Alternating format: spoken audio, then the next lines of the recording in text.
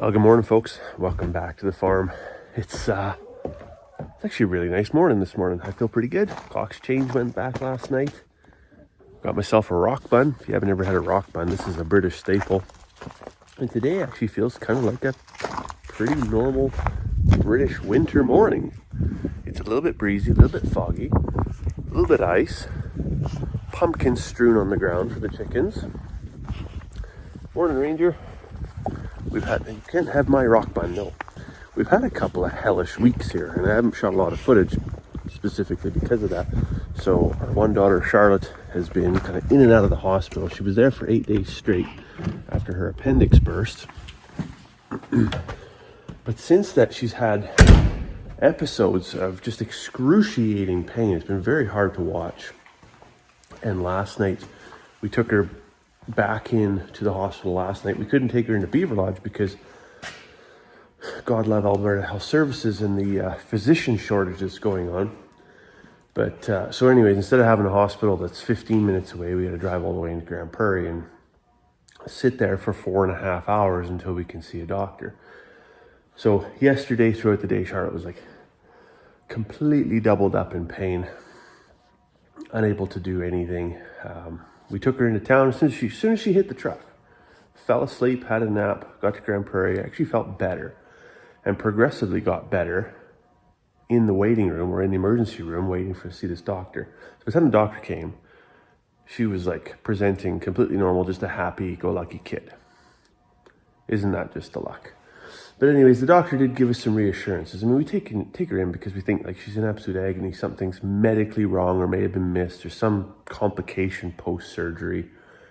But he did give us some reassurance that that's normal and it's just pain. There's not actually something physically wrong, but it's just irritated bowels and it causes spasming or whatever. So that's normal. And you know, it's kind of expected that if your kid's having bowel spasms for 6 hours that you do bring them into the hospital. So we did the right thing. There's no outcome from it. We're back home now. Again, she slept all night. Mama Bear slept all night. Clocks went back, so we got a little bit more sleep. Finley's camped out over at Auntie's house. We took her there last night because we didn't want to have her stuck in the hospital with us. So when Mama Bear gets up, I'll get her to go get Finn. I'm going to fire up the big tractor because this whole 2 weeks, you know, I've been eyeballing that garden, wanted to get the garden worked up, but just dealing with more important things, far more important things than going to work the garden up. Today I got up, I had a cup of coffee, did a little bit of work on the computer because that's the other thing, all this stuff with the hospital, I was just getting like really behind at work, like really behind. But I was able to get, like I said, get a cup of coffee, work from the computer for a little bit, and then everybody's still sleeping. So I'm going to fire up the big tractor, get the rototiller off the flat deck trailer because I need the flat deck trailer back again, and maybe see about turning some dirt. Well, I got the tractor fired up. Actually, I was surprised. The temperature in the shop here is only about 1 or 2 degrees.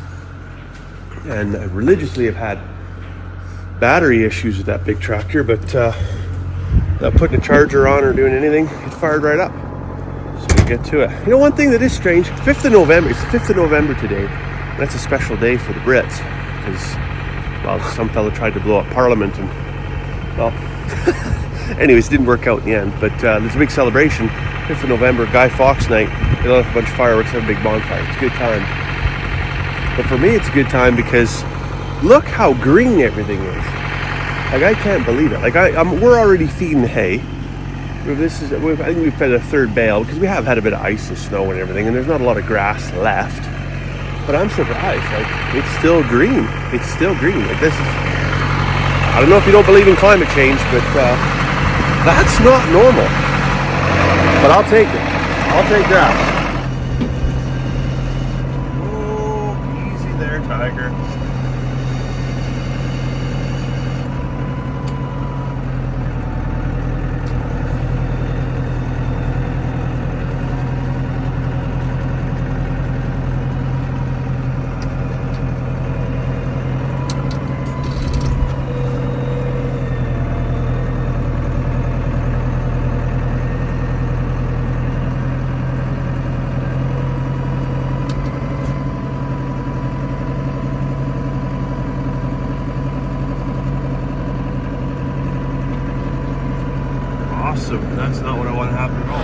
So it seems when I lowered it down, my chain come unhooked and it flipped over this way. I might have to use the tractor to flip it back over, but I'm just gonna see. I might be able to just manually push it over here. I got to flip back over. Where it is, way over there. I couldn't do it with one hand. I'm gonna show you how I did it, but anyways, put my back into it, got it flipped over, and then back up, gonna hook up to it. This is one of those things where it's really hard to, you really got to be aligned with the tractor to get hooked into this thing, because it's not like the grader blade on the back of the old Massey where, you know, if you're out just a tiny little bit, you can just reef on the grader blade and just move it over.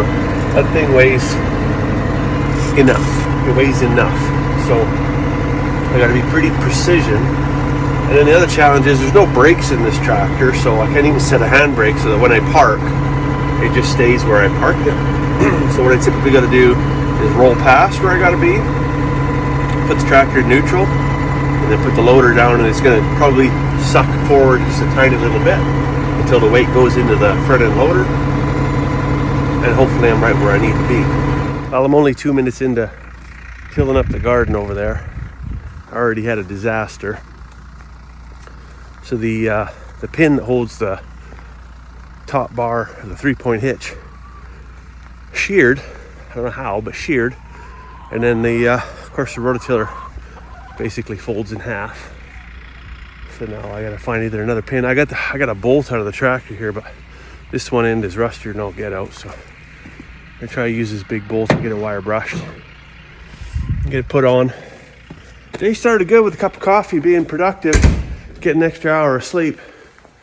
I sure hope that I don't waste that hour on something foolish like fixing the tractor. You know, essentially, there's really nothing you can't do. I mean, if you're unable to do it with what you have available, just get a bigger wrench. There's nothing, not too much is going to be able to resist a 20-inch crescent wrench. I'll get this screwed on here on this one end. The threads were actually, I don't know what I'd used this for before, probably a drop, like a hitch pin or something like that. So the threads are squared off on the one side, but they're still round, I guess, on the outer edge. So I'll get a nut on there. That won't move.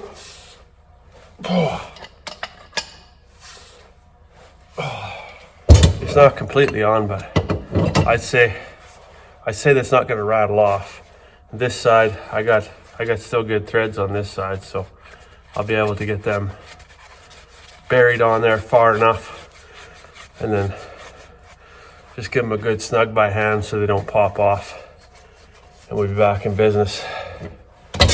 Perfect. I actually don't even know where that other pin went to.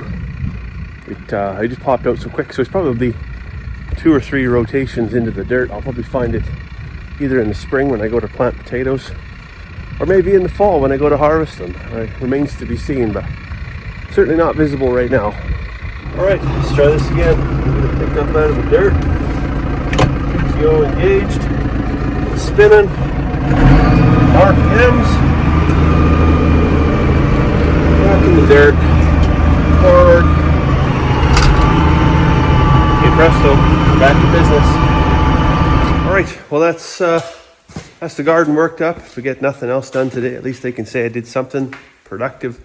It's going to benefit us next year. And I never did find that pin actually afterwards, but that's okay. I think I'm going to head in the house here, have a cup of tea. Like Charlotte's out of bed. You feeling better today, kiddo? Are you feeling better? Yeah, good. What are you making for breakfast? Toasties. Toasties? Awesome. Okay, I think we're going to have a fantastic day today. There's only one way to guarantee that, and that is by hitting some tunes. Hey Google, play 80s pop music. All right, here's the Spotify playlist called 80s Hits. Yes.